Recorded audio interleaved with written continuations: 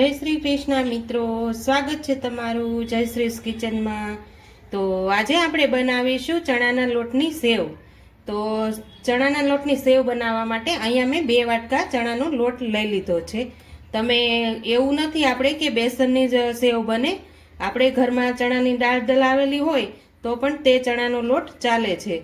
તો આજે આપણે તેની સેવ બનાવીશું। તો ચાલો આપણે પહેલા લોટને ચાળી લઈશું। તો અહીંયા મેં મોટું વાસણ અને હવાલો લઈ લીધો છે। તો આપણે પહેલા લોટને ચાળી લેવાનો છે। લોટને તો આપણે હંમેશા ચાળીને જ ઉપયોગ કરવાનો, જેથી જેમાં લમ્સ કે કંઈ કચરું હોય તે બધું જ નીકળી જાય। તો અહીંયા આપણે 2 વાટકા ચણાનો લોટ છે તે બધો જ ચાળી લઈશું। તો અહીંયા આપણે લોટ ચાળીને તૈયાર કરી લીધો છે। હવે સ્વાદ પ્રમાણે આપણે નમક એડ કરીશું। હવે તેમાં આપણે અડધી ચમચી કરતાં પણ ઓછી હળદર એડ કરીશું। હવે આપણે બધું જ અંદર મિક્સ કરી દઈશું। પહેલા નિમક અને હળદર મિક્સ કરી દીધું છે। હવે આપણે થોડું થોડું પાણી એડ કરી અને લોટને બાંધી લેવાનો છે। તો અહીંયા જે આપણે વાટકી લીધી હતી તે જ મેં પાણીની ભરીને લીધી છે। આપણે જેટલું જરૂર પડશે તેટલું આપણે પાણી એડ કરતા જઈશું। આ લોટને આપણે બહુ ઢીલો પણ નથી રાખવાનો અને બહુ કડક પણ નથી રાખવાનો, એ રીતે આપણે લોટને બાંધી લેવાનો છે।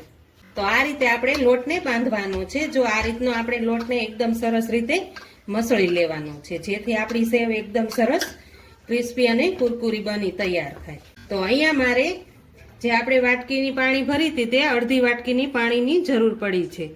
તો આપણે 2 વાટકા ચણાના લોટમાં અડધી વાટકીનું પાણીની જરૂર પડશે।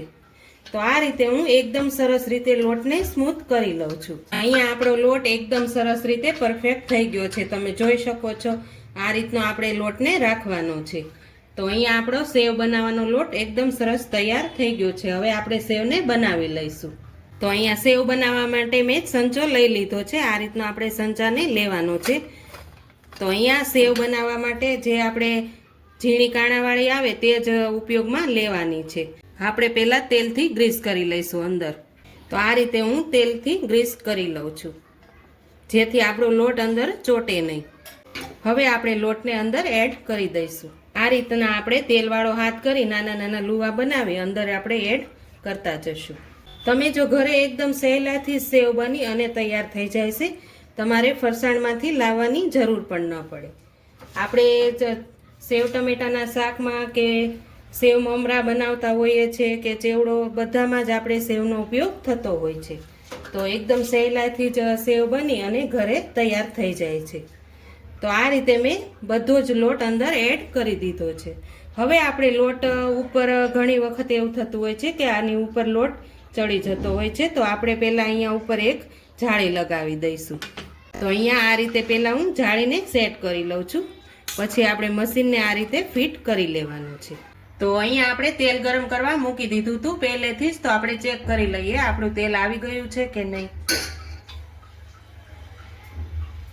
તો અહીંયા આપણું તેલ એકદમ સરસ રીતે આવી ગયું છે। તો હવે આપણે સેવ પાડી લઈશું। તો આ રીતે સંચાને આપણે રાખવાનો છે અને ગોળ ગોળ ખૂંચડું બનાવી લેવાનું છે, જોઈ શકો છો તમે આ રીતે।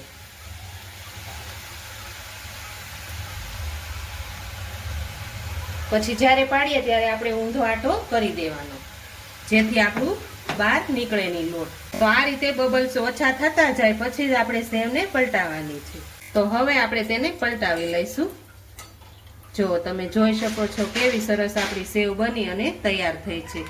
તો આ રીતે આપણે બબલ્સ ઓછા થઈ જાય પછી સેવ એકદમ સરસ અંદરથી ક્રિસ્પી બની અને તૈયાર થશે। તો અહીંયા આપણી સેવ એકદમ સરસ રીતે તળાઈ ગઈ છે, તમે જોઈ શકો છો। તો આ રીતની આપણી સેવ બની અને તૈયાર થાય છે। તો હવે હું બીજી સેવને પણ આ રીતે પાડી લઉં છું। તો હવે આપણે બીજી પણ પાડી લઈશું। તમારે જ્યારે સેવ પાડતા હોય ને ત્યારે ગેસની ફ્લેમ એકદમ સ્લો જ કરી નાખવાની। હવે આપણે અહીંયાથી ઊંધો આટો ફેરવી દેવાનો, જેથી આપણો લોટ અહીંયા બહાર ન નીકળે। તો હવે આ રીતે હું બધી જ સેવને પાડી લઉં છું। તો અહીંયા આપણી સેવ બધી જ બની અને તૈયાર થઈ ગઈ છે, તમે જોઈ શકો છો। ફક્ત 2 જ વાટકા લોટમાંથી આપણે ઢગલા બંધ સેવ બનાવી અને તૈયાર કરી લીધી છે। અને આ સેવ આપણે ઘરે ચોખ્ખા તેલમાં જ બની અને એકદમ પરફેક્ટ માપ સાથે તૈયાર થાય છે। તો છે ને એકદમ સહેલી રીત। તો તમે પણ આ રીતે ઘરે એકવાર જરૂરથી ટ્રાય કરજો. જો તમને મારી આજની રેસીપી પસંદ આવી હોય તો મારા વિડીયોને લાઈક કરજો, વધુમાં વધુ શેર કરજો, અને હજુ સુધી મારી ચેનલને સબસ્ક્રાઈબ ન કરી હોય તો પ્લીઝ સબસ્ક્રાઈબ કરજો ને કોમેન્ટ કરીને કહેજો કે તમને મારી આજની રેસીપી કેવી લાગી.